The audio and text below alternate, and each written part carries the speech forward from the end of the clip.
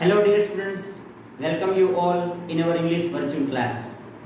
In our last video lecture, we have completed our first topic, parts of speech. I hope you will all understand it properly. In this video lecture, we are going to discuss about one more topic of basic English grammar. But before we start our lecture, I have some wise words said by John Dryden. Let's see what did he say. John Dryden said that ill habits gathered by unseen degrees, as brooks make rivers run into seas. આનો ભાવાર્થ કેવો થાય કે આપણા જીવનની ખરાબ આદતો કંઈક અજાણી જગ્યાએથી એવી રીતે ભેગી થાય છે અને આપણા જીવનને લઈ જાય છે. જેવી રીતે કોઈ ઝરણાઓ, બ્રુક્સ ધેટ મીન્સ સ્ટ્રીમ, ઝરણા, જેવી રીતે ઝરણાઓ એક નદીને બનાવે છે અને એને સમુદ્ર સુધી દોરી જાય છે. આપણે જાણીએ છીએ કે નદી એ ઝરણાઓથી બનેલી છે અને એ સમુદ્ર સુધી જાય છે. એમ આપણા જીવનને પણ બનાવવામાં કોઈ મહત્વનો ફાળો ભજવતું હોય તો એ આપણા જીવનની હેબિટ્સ છે. You know, John Dryden was one of the great poet and a literary critic in England. He was first time made poet laureate in 1668. He has rightly criticized about the truth of life in this land. You know, some small good habits makes our life worthy. Nobody can be great by his birth, but always become great by his deeds.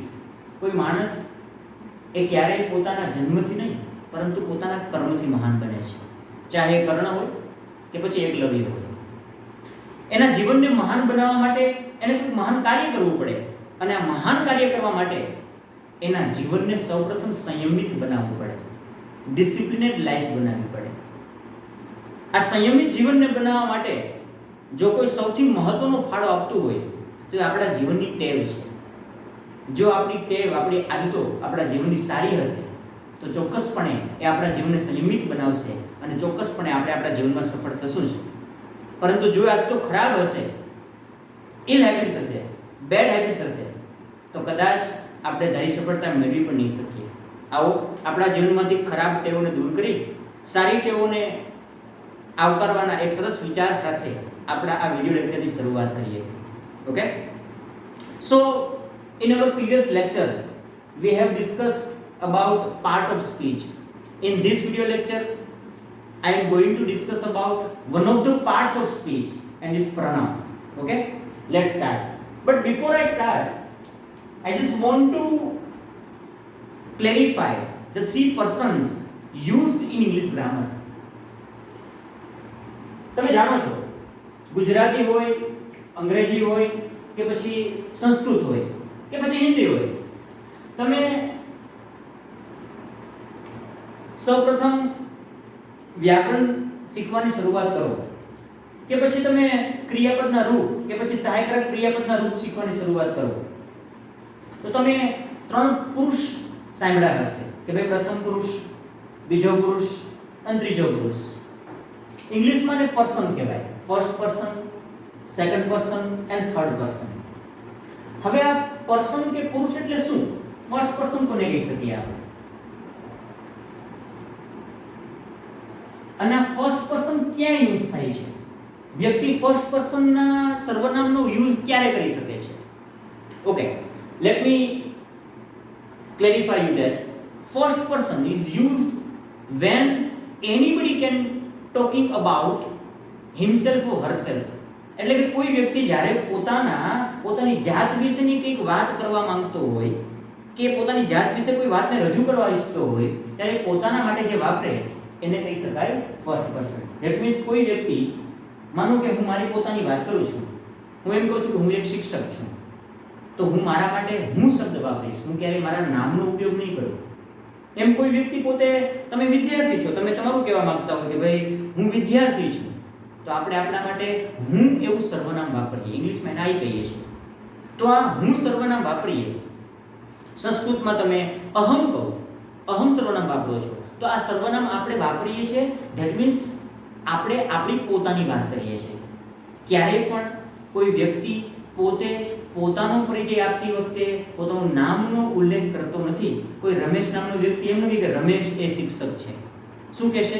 હું શિક્ષક છું, હું વિદ્યાર્થી છું, હું doctor છું, હું engineer છું, હું વકીલ છું, હું ભણાવું છું, હું ભણું છું. તો આપણે દરેક જગ્યાએ હું વાપરીએ છીએ. કદાચ એક વચનમાં હોય એટલે હું વાપરીએ, અને એકથી વધારે હોય તો બહુવચન એટલે અમે કહીએ છીએ. ઇંગ્લિશમાં એને વી કહેવાય. તો ફર્સ્ટ પર્સન ક્યારે યુઝ થાય? જ્યારે વ્યક્તિ, ફરી સમજાવું છું, જ્યારે વ્યક્તિ પોતાના વિશે વાત કરતો હોય ત્યારે તે ફર્સ્ટ પર્સનનો યુઝ કરે છે. ધેટ મીન્સ માનો કે બે વ્યક્તિ વાત કરી રહ્યા છે, એમાં પહેલો વ્યક્તિ અનિલ નામનો વ્યક્તિ છે, એ પોતાના વિશે વાત કરે છે ત્યારે પોતાના માટે અનિલ બોલનાર છે એટલે હંમેશા પોતે ફર્સ્ટ પર્સનમાં આવશે. અનિલ વાત કરે છે રમેશની સાથે તો રમેશ સાંભળનાર બને છે. હંમેશા બોલનાર ફર્સ્ટ પર્સન, જેની સાથે વાત કરતો હોય એ સાંભળનાર સેકન્ડ પર્સનમાં આવે છે, એટલે કે બીજા પુરુષમાં આવે. અને બીજા પુરુષ માટે સર્વનામ વાપરીએ છીએ તું અથવા તમે, ઇંગ્લિશમાં કહીએ યુ. તો થર્ડ પર્સન ક્યારે યુઝ થાય છે? જ્યારે આ બંને વ્યક્તિ ભેગા થઈ અને કોઈ ત્રીજા મહેશ નામના વ્યક્તિ વિશેની વાત કરે છે ત્યારે આ મહેશ જેની વાત થાય છે એ થર્ડ પર્સનમાં આવશે. બોલનાર ફર્સ્ટ પર્સન, સાંભળનાર જે હોય સેકન્ડ પર્સન, અને જેના વિશે આ બંને વાત કરે એ કાં તો વ્યક્તિ હોઈ શકે, વસ્તુ હોઈ શકે, પદાર્થ હોઈ શકે, કંઈ પણ હોઈ શકે છે. એ જે વસ્તુ વિશે, વ્યક્તિ કે પદાર્થ વિશે વાત કરે છે એ વસ્તુ, વ્યક્તિ કે પદાર્થ કે પ્રાણી તે થર્ડ પર્સનમાં આવશે. આઈ હોપ તમે આમાં સમજી ગયા હશો. ચાલો હવે આપણે આગળ જોઈએ. Now we are going to discuss about the pronoun.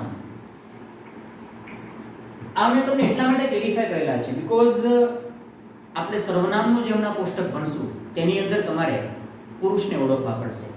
એમાં પુરુષ પ્રમાણે જેના સર્વનામ બનેલા હશે. ઓકે, ફર્સ્ટ ઓફ ઓલ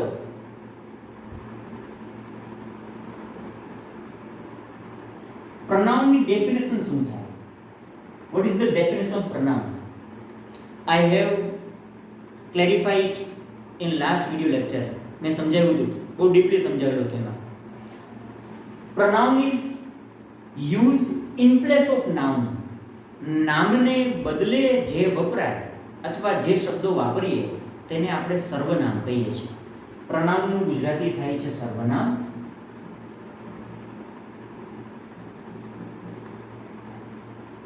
હવે આ સર્વનામ વાપરવાની જરૂર ક્યારે પડે?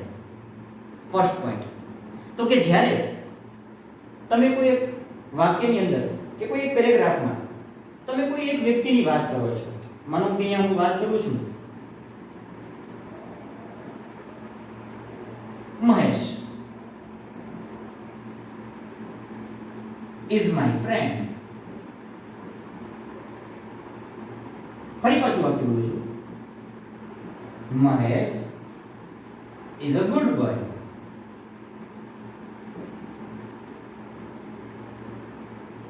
બીજું વાક્ય બોલવું છે,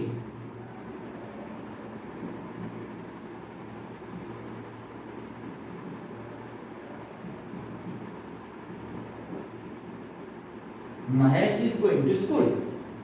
હવે ત્રણેય વાક્ય મેં મહેશ મહેશ મહેશ મહેશ ની શું વાત કરું છું એક સાથે, તો દર વખતે હું મહેશ મહેશ એવું નામ યુઝ નહીં કરું. જો હું નામ યુઝ કરીશ તો કદાચ એ થોડું ખરાબ લાગશે, રિપીટેશન થશે.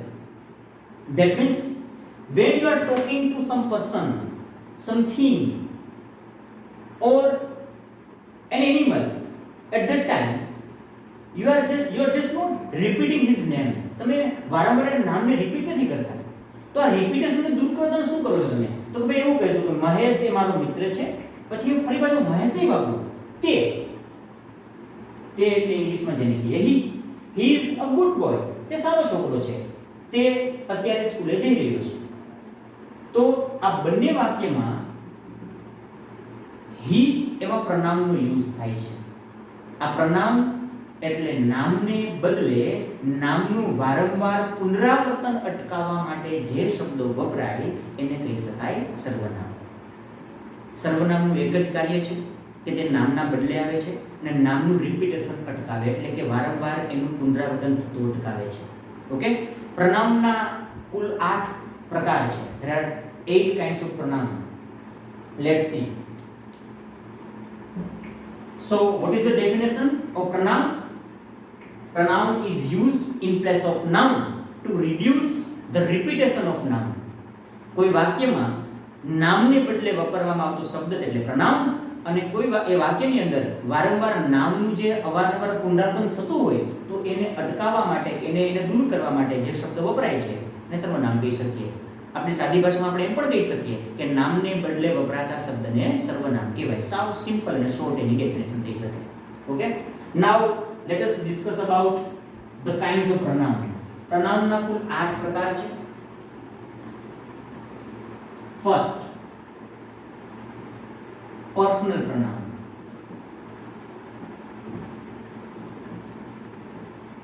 હવે આ પર્સનલ pronoun ની અંદર એના પેટા પ્રકાર બને છે, સબ ડિવિઝન. એમાં પહેલું આવશે subjective pronoun, then objective pronoun, then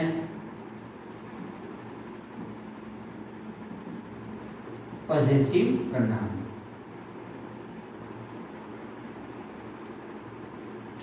Then second,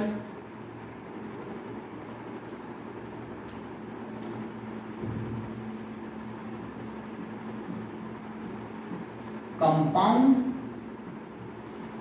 personal pronoun. એના પણ બે ભાગ બને છે, reflexive pronoun,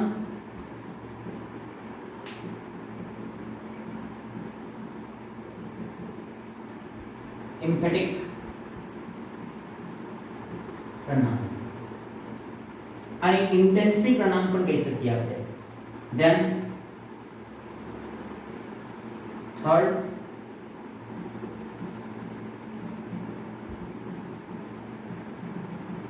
demonstrative pronoun.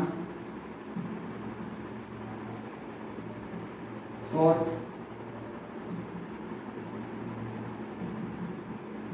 indefinite pronoun.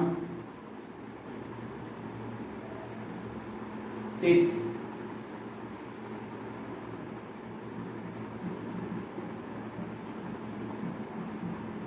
distributive pronoun.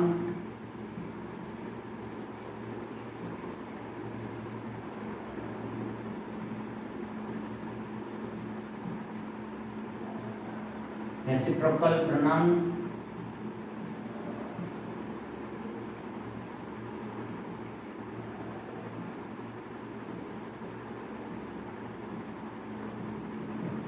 Interrogative pronoun.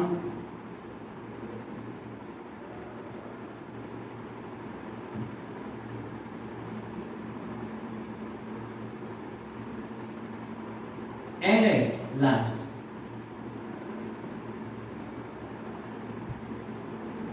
relative pronoun. So these are the 8 kinds of pronoun. 8 પ્રકારના કુલ pronoun હોય છે. પહેલું છે પર્સનલ pronoun. એના કુલ 3 પાર્ટ બને છે, કારણ કે પર્સનલ pronoun મોટા ભાગે એના કેસીસ ઉપર ડિપેન્ડ કરે છે. ધેટ મીન્સ નોમિનેટિવ કેસમાં સબ્જેક્ટિવ આવે, ઓબ્જેક્ટિવ આવે, ધેન પોસેસિવ. આ 3 પ્રકાર છે, સબ્જેક્ટિવ, ઓબ્જેક્ટિવ અને પોસેસિવ pronoun. આપણે હમણાં ભણશું ચાર્ટ ભણશું આપણે. Compound personal pronoun. Compound that means કે ભાઈ સંયોજન થવું, બે વસ્તુ ભેગી થવી. જ્યારે કોઈ બે વસ્તુને ભેગા થઈને બનાવવાને કમ્પાઉન્ડ કહી શકીએ આપણે. બે પર્સનલ pronoun ભેગા થઈ શકે એટલે ધેટ મીન્સ કે અહીંયા રિલેટિવ, પોસેસિવ, એડજેક્ટિવ અને સાથે સેલ્સ કે સેલ્ફ લગાવીને જે બનાવીએ છીએ એને કહી શકીએ આપણે રિફ્લેક્સિવ pronoun. એટલે કમ્પાઉન્ડ પર્સનલ pronoun એના બે ભાગ બને, રિફ્લેક્સિવ પ્રનાઉન અને ઇમ્પેરેટિવ પ્રનાઉન. હકીકતમાં આ બંને એક જ પ્રકારના પ્રનાઉન છે, બટ બેનું યુઝ અલગ છે, બેના કાઇન્ડ અલગ છે. ડેમોન્સ્ટ્રેટિવ પ્રનાઉન, ડેમોન્સ્ટ્રેટ કરવું ધેટ મીન્સ કોઈ વસ્તુ બતાવી, દર્શાવવી, આઈડેન્ટિફાઈ કરવી, પોઈન્ટ આઉટ કરવું. જેમ કે હું વાત કરું કે this is a duster, this is a pen, this is a ball. તો આ these, that, these, those, this kind of demonstrative pronoun. Then indefinite pronoun, અનિશ્ચિતવાચક સર્વનામ જેને કહી શકીએ આપણે. ડિસ્ટ્રીબ્યુટિવ પ્રનાઉન મતલબ વિભાગવાચક સર્વનામ જેને કહી શકીએ. રેસિપ્રોકલ પ્રનાઉન મતલબ પરસ્પરવાચક સર્વનામ. That means each other, one another, this type of. Interrogative pronoun, that means પ્રશ્નસૂચક સર્વનામ. જ્યારે કોઈ પ્રશ્નાર્થ વાક્ય બનાવતા હોઈએ તો એના માટે ઇન્ટ્રોગેટિવ પ્રનાઉન આવે, જેમ કે which, who, whose, whom, that વગેરે. રિલેટિવ પ્રનાઉન આ પણ આના જેવા જ છે. કોઈ બે વાક્ય વચ્ચે રિલેશન, સંબંધ બતાવવો હોય તો એ સંબંધ બતાવવા માટે જે વપરાય એને રિલેટિવ કહી શકીએ આપણે. એમાં પણ whose, whom વગેરે આવી શકે છે. Okay, now one by one આપણે એક પછી પ્રનાઉનના કાઇન્ડને જોઈએ. પણ ફર્સ્ટ ઓફ ઓલ આ બધાની પહેલા આપણે આ પર્સનલ પ્રનાઉન અને કમ્પાઉન્ડ પર્સનલ પ્રનાઉન આને એક ચાર્ટમાં લખીશું. આ ચાર્ટ તમારા માટે હેલ્પફુલ થશે, બીકોઝ જ્યારે તમે ડાયરેક્ટ ઇનડાયરેક્ટ ભણશો કે પછી તમે એક્ટિવ પેસિવ ભણશો ત્યારે તમારે એક્ટિવ પેસિવમાં સબ્જેક્ટિવ પ્રનાઉન અને ઓબ્જેક્ટિવ પ્રનાઉનનો યુઝ કરવો પડશે, એમાં આવશે જ.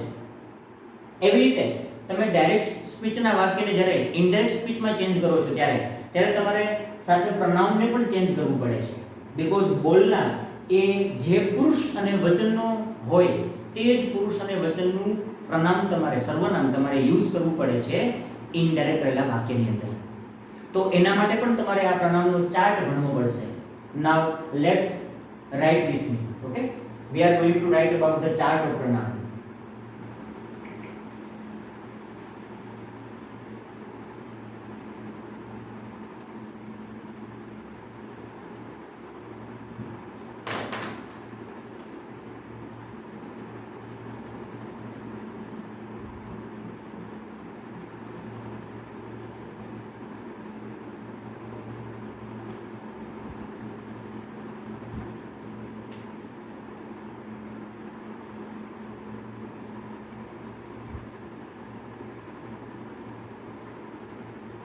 તમે પણ મારી સાથે ડ્રો કરજો ચાર્ટને.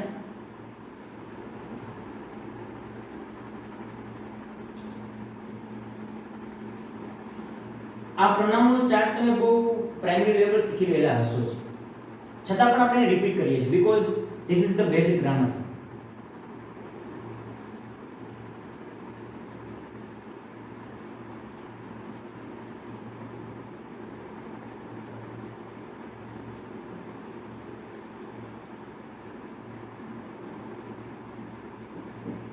First person. હવે ફર્સ્ટ પર્સનની અંદર સિંગ્યુલર અને પ્લુરલ.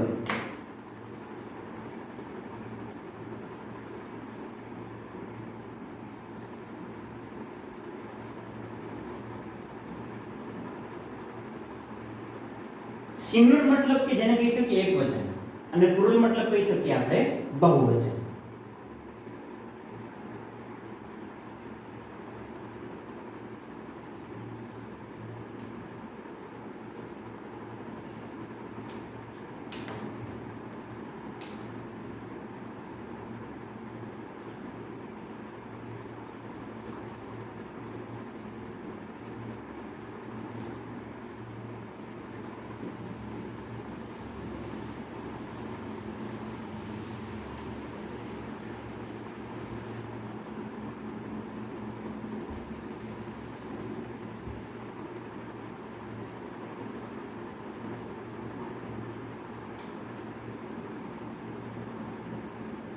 અહીંયા આવશે સબ્જેક્ટિવ પ્રનામ.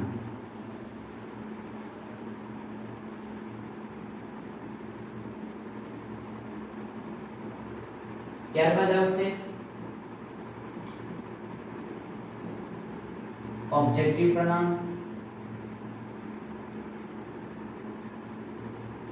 ત્યારબાદ આવશે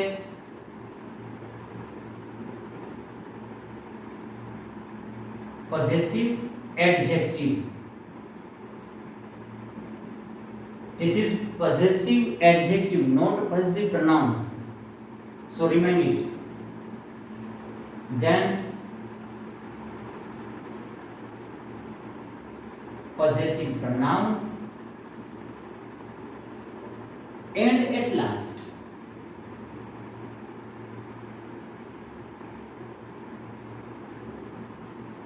reflexive pronoun.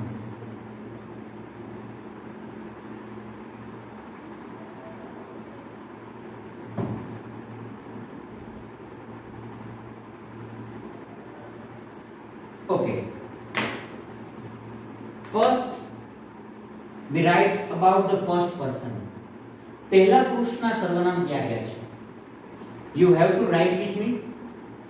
સિંગ્યુલર શું આવશે?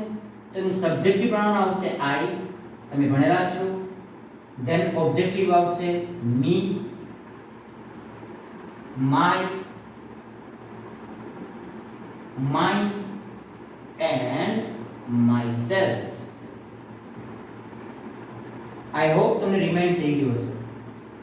Then plural, એનું બહુવચન કયું હોઈ શકે? સબ્જેક્ટિવ આવશે we, us,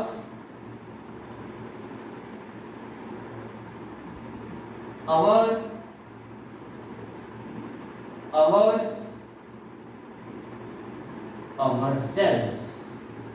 જો યાદ રાખો, જ્યારે તમે રિફ્લેક્સિવ પ્રનાઉન બનાવો છો તો એક વચન જે હશે એ એક વચનની સાથે સેલ્ફ શબ્દ વપરાશે.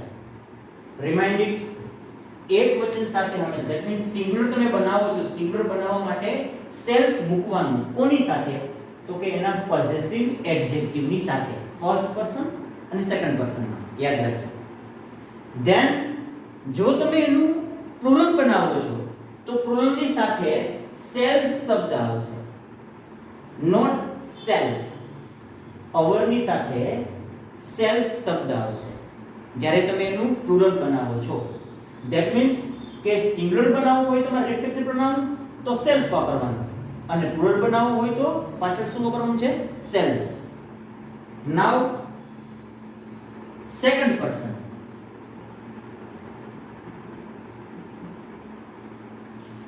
એનું singular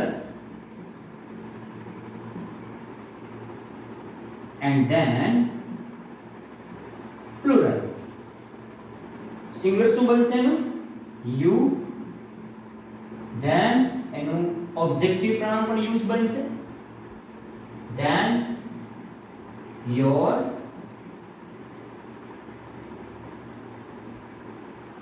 yours, yourself.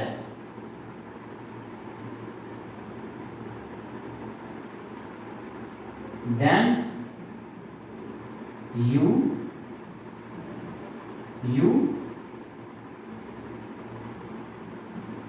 your, yours, yourselves. ફરી યાદ રાખજો, તમારે yourselves લખવાનું છે.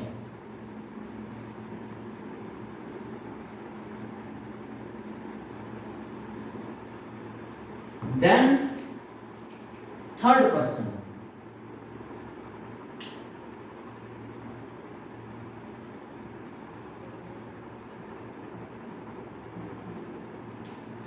તેનું સિંગ્યુલર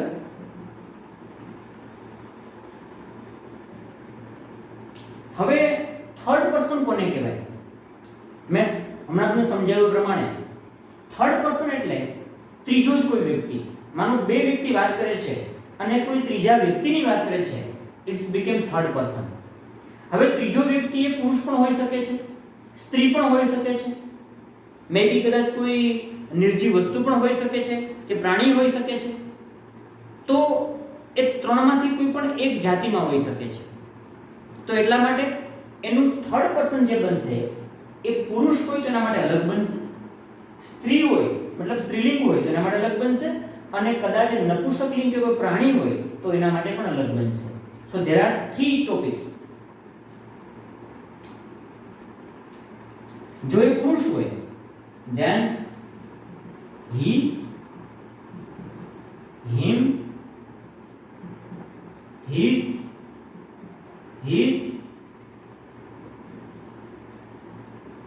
himself. જો એ સ્ત્રી હોય then she, her, hers, herself. જો એ નિર્જીવ વસ્તુ અથવા તો પ્રાણી હોય it, its, then itself. હવે માની લો કદાચ એનું પ્રૂફ બનાવીએ આપણે. હવે એક વ્યક્તિ નથી, મતલબ કે ત્રીજો પુરુષ છે કોઈ એક પુરુષ નથી, પરંતુ બે પુરુષ હોય તો એનું પ્લુરલ બનશે અને પ્લુરલ હંમેશા એક સરખું જ રહેશે. તે શું બનશે? they. માની લો કદાચ એક પુરુષ અને એક સ્ત્રી છે તો પણ they તેવો જ કહેવાશે તેમને. એક પુરુષ અને એક સાથે પ્રાણી અથવા તો કોઈ નિર્જીવ વસ્તુ છે તો પણ they. એવી રીતે બે સ્ત્રીઓ હોય તો પણ they. એક સ્ત્રી અને એક પુરુષ હોય તો પણ they. એક સ્ત્રી અને એક સાથે નિર્જીવ પદાર્થ હોય કે પ્રાણી હોય તો પણ they. તેવી રીતે બે પ્રાણી હોય બે નિર્જીવ પદાર્થ હોય તો પણ they. એક પ્રાણી અને એક પુરુષ હોય તો પણ they. અને એક પુરુષની સાથે કોઈ સ્ત્રી હોય એક પ્રાણી સાથે કોઈ પણ સ્ત્રી હોય સ્ત્રીવાચક નામ તો પણ they. ધેટ મીન્સ આ ત્રણમાંથી કોઈ પણ અંદરો અંદર સામે સાથે હોય એ બધા માટે એક જ સરખું પ્રનામ યુઝ થશે, ઇટ્સ they. એમને આપણે અલગ નહીં કરી શકીએ કારણ કે એક હોય તો એક વચન આવે છે, એકથી વધી અને બે થાય એટલે ઇંગ્લિશની અંદર સીધું બહુવચન થઈ જાય. That means it's become plural. they, them, they, theirs, themselves.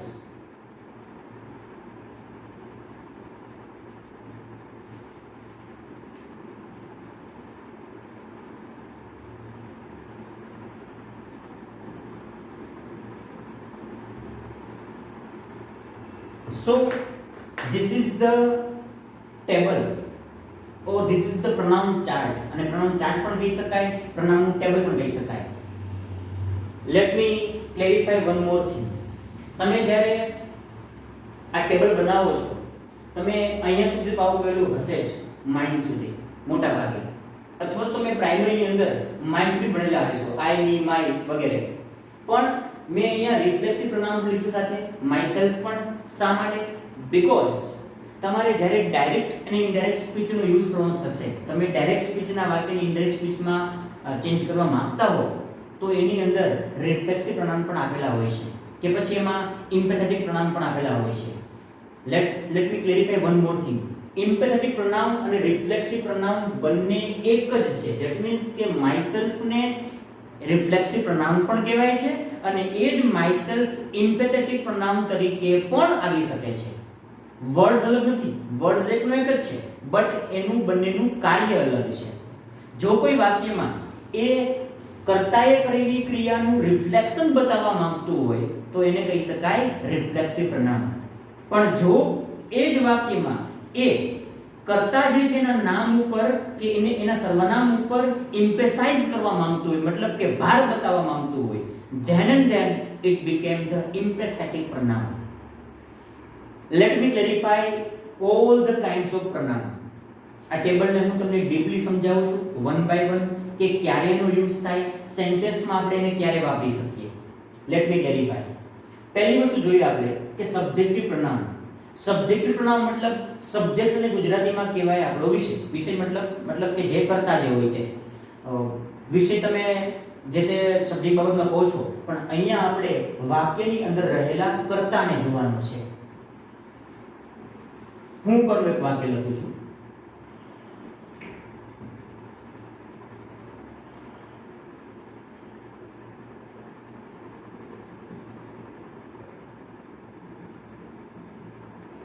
I am a teacher. અહીંયા તમે જોઈ શકો છો I એ કયા સ્થાન ઉપર છે? એ સબ્જેક્ટના સ્થાન ઉપર છે, મતલબ કે કર્તાના સ્થાન ઉપર છે. એટલા માટે એને કેવું સર્વનામ કહેવાય? કર્તાવાચક સર્વનામ. So these are all the pronoun that are used in place of the subject. Subject ને બદલે વાપરવામાં આવે છે. હવે બીજું વાક્ય જોઈએ.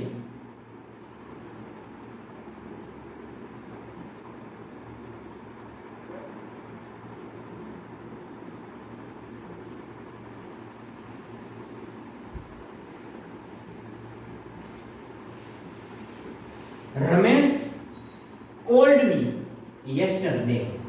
રમેશે called પછી અહીંયા મેં વાપરેલું છે me. રમેશે કોલ્ડ કરવો એટલે ફોન કરવો. એને ફોન કર્યો હતો me, that means મને. મને મતલબ અહીંયા ફોન કરનાર કોણ છે? ફોન કરનાર રમેશ છે. તો રમેશ સબ્જેક્ટ છે, પણ રમેશનું નામ એનું રાખ્યું છે. તો આપણે વાપરેલું પ્રનાઉન ક્યાં છે? આપણે આ મી પ્રનાઉનનો યુઝ કર્યો છે બીકોઝ એ ક્રિયાપદની પાછળ આવે છે.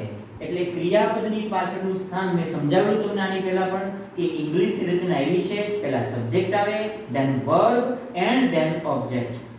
સબ્જેક્ટ પહેલા હોય, પછી ક્રિયાપદ હોય અને પછી શું હોય? ઓબ્જેક્ટ, ધેટ મીન્સ કર્મ હોય.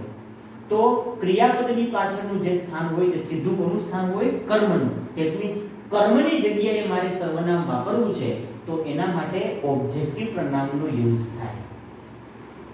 આઈ હોપ તમે સમજી ગયા હશો. આ વાક્યમાં સબ્જેક્ટ છે એટલા માટે આપણે એનું સબ્જેક્ટિવ પ્રનાઉન વાપર્યું. જો હું ફર્સ્ટ પર્સનની જ વાત કરું છું, ફર્સ્ટ પર્સન એમ આઈ સિંગ્યુલર, હું મારી જ વાત કરું છું કે હું એક શિક્ષક છું. રમેશે મને ગઈકાલે ફોન કર્યો હતો. મને તો ફોન કરનાર રમેશ છે, પણ ફોન કર્યો હતો કોને? ક્રિયા થાય છે કોની ઉપર? તો કે મને ફોન કર્યો હતો. તો હું શું બનું છું અહીંયા? મી એટલે ધેટ મીન્સ મને. એક કર્મ બને એટલે કર્મની જગ્યાએ તમારે પ્રનામ વાપરવું હોય તો તમારે ઓબ્જેક્ટિવ પ્રનામ વાપરવું પડે. હવે પોઝેસિવ એડજેક્ટિવ અને પોઝેસિવ પ્રનામ કોને કહેવાય?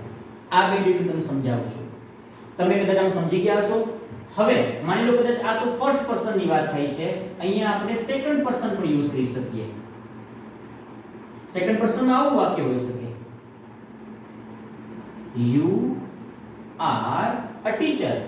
તમે શિક્ષક છો. અહીંયા you છે એ ક્રિયાપદની આગળ છે, that means એ સબ્જેક્ટિવ પ્રનામ છે.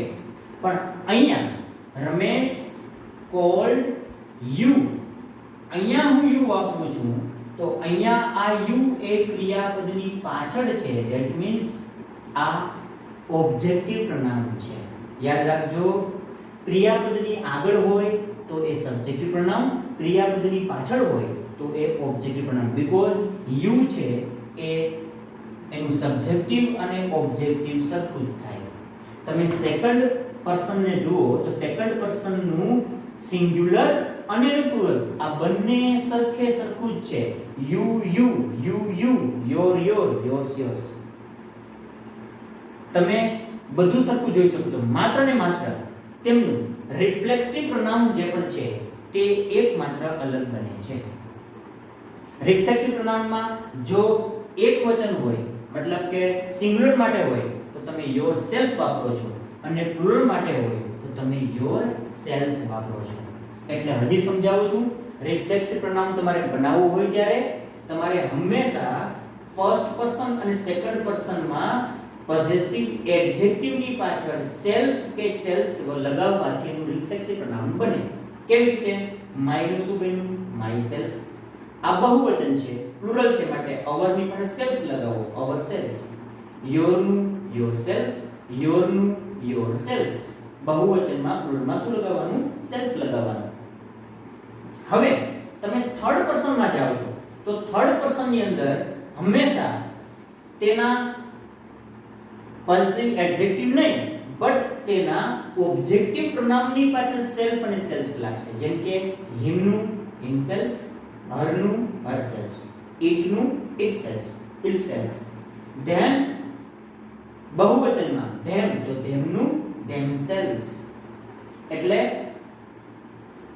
રિફ્લેક્સિવ પ્રોનાઉન બનાવવું હોય તો પહેલા પુરુષ અને બીજા પુરુષની અંદર આ કી યાદ રાખજો. પહેલા પુરુષ અને બીજા પુરુષની સાથે પોઝેસિવ એડજેક્ટિવની અંદર સેલ્ફ અથવા સેલ્ફ જોડવામાં આવે છે. પરંતુ જ્યારે તમારે ત્રીજા પુરુષનું રિફ્લેક્સિવ પ્રોનાઉન બનાવવું છે તો તમારે ઓબ્જેક્ટિવ પ્રોનાઉનની પાછળ સેલ્ફ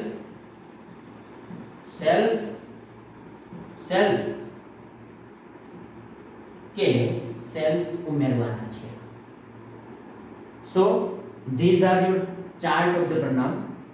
હવે જો આમાં કેટલાક પ્રોનાઉન એવા છે કે જે બધા એકદમ સરખા પણ હોય, જેમ કે તમને સમજાવ્યું એ પ્રમાણે ફર્સ્ટ સિંગ્યુલર આઈ તો એના બધા અલગ છે, એમાં કોઈ સરખા નથી. જેમ કે I, me, my, mine, myself.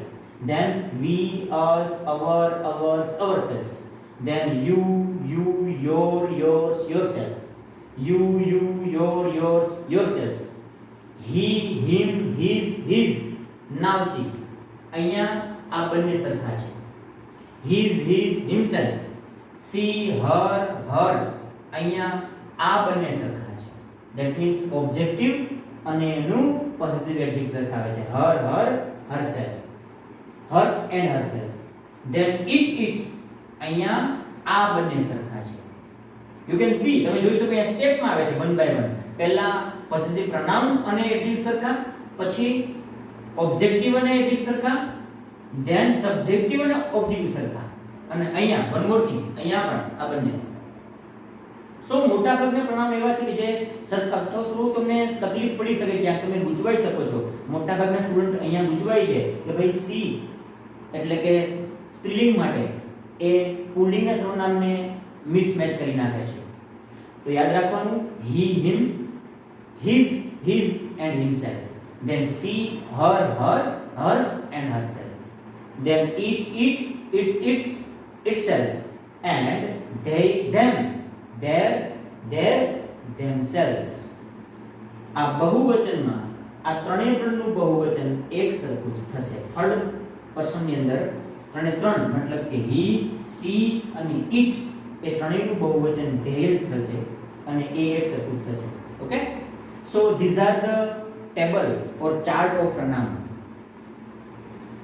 I just want to clarify when the possessive adjective used and when the possessive pronoun used. મેં તમને બે તો સમજાવ્યા કે ભાઈ સબ્જેક્ટિવ ક્યારે બને અને ઓબ્જેક્ટિવ ક્યારે આવે. માનો કે કોઈ સબ્જેક્ટની જગ્યાએ પ્રોનાઉન વાપરવાનું હોય તો એના માટે સબ્જેક્ટિવ પ્રોનાઉન વાપરી શકાય, જેમ કે you are a teacher, I am a teacher, we are teachers, you are teachers. અહીંયા ટીચર્સ કરી નાખીએ આપણે તો આ બહુવચનનું બનશે. જેમ કે you બહુવચન બની ગયું, આનું બનાવવું તમારે તો you are teachers. then he is a teacher, she is a teacher, it is an animal. teacher શું ન કહી શકાય, it is an animal. then they are teachers. તમે એક વચન વાપરો તેમાં આર્ટિકલ રાખી શકો છો, બહુવચનમાં આર્ટિકલ રહેતો નથી. we are teachers કહેવાય, we are a teachers ન કહેવાય શકાય. Okay, so remind it. you are a teacher કહેવાય, you are teachers કહેવાય, you are a નહીં વપરાય. આર્ટિકલ એ છે એ મોટા ભાગે એક વચનમાં વપરાય, બહુવચનમાં ક્યારેય વપરાતો નથી. ઓકે, then તમે એનું ઓબ્જેક્ટિવ વાપરવા માંગો છો તો તમે એના બદલે આપી શકો રમેશ કોલ્ડ યુ, તો આ તમે યુ વાપરો છો. રમેશ કોલ્ડ યુ, અહીંયા યુ આવી શકે, બહુવચનમાં હોઈ શકે છે પાછળ. રમેશ કોલ્ડ હિમ, રમેશ કોલ્ડ હર, રમેશ કોલ્ડ ધેમ. રમેશે તેઓને ફોન કર્યો હતો, બહુવચન પણ આવી શકે છે. નાઉ what is the difference of possessive adjective and possessive pronoun?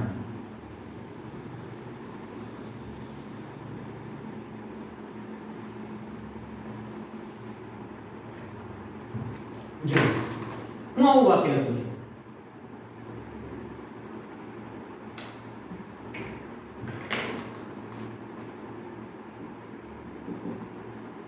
this is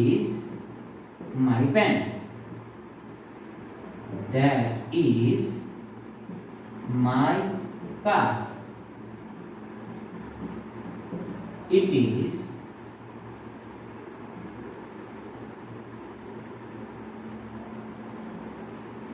her book. So અહીંયા તમે જુઓ પોસેસિવ એડજેક્ટિવ, એટલે તો એડજેક્ટિવ કોને કહેવાય? એડજેક્ટિવ એટલે નામની સાથે નામમાં વિશેષતા કે વધારો બતાવતો શબ્દ. નામમાં કંઈક વિશેષતા આપવી હોય તો એના માટે વપરાતો શબ્દ એને શું કહી શકાય? એડજેક્ટિવ. એડજેક્ટિવની પાછળ એક રૂલ યાદ રાખો, એડજેક્ટિવની પાછળ હંમેશા નાઉન આવતું હોય છે, એટલે કે નામ આવતું હોય છે. તો અહીંયા આ નાઉન છે, પેન નાઉન છે, કાર શું છે તો એ પણ નાઉન છે, બુક શું છે એ પણ નાઉન છે. તો જ્યારે આપણે પોસેસિવ એડજેક્ટિવ યુઝ કરીએ છીએ તો એના પછી હંમેશા નાઉન આવતું હોય. જેમ કે ધીસ ઇઝ માય પેન, પણ હવે આ વાક્યને હું ધીસ ઇઝ માય પેન એમ કહેવાને બદલે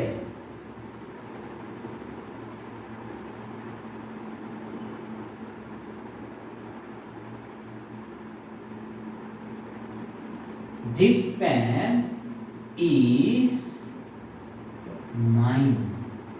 આ પેન મારી છે. પોસેસિવ પ્રનાઉન, પ્રનાઉનનો મતલબ એ થાય નામને બદલે વપરાતો શબ્દ.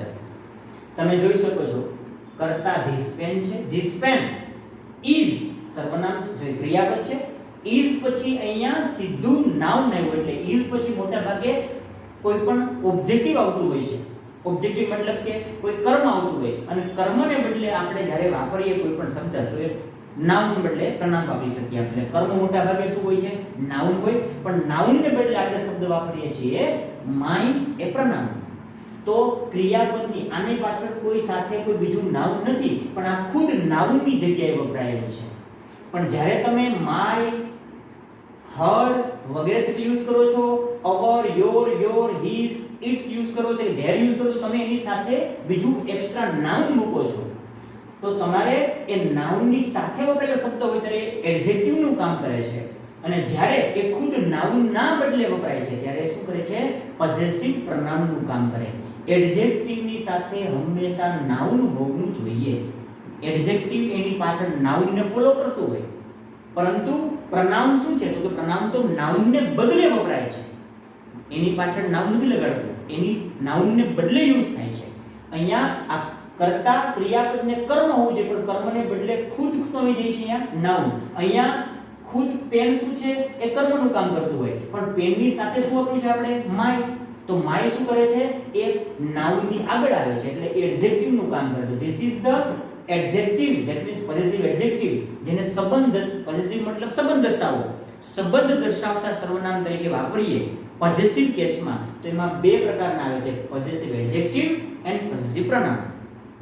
ઓકે, નાઉ આ વાક્યને જોઈએ આપણે. That car is yours. આ તમારી કાર છે. આ વાક્ય બનાવીએ.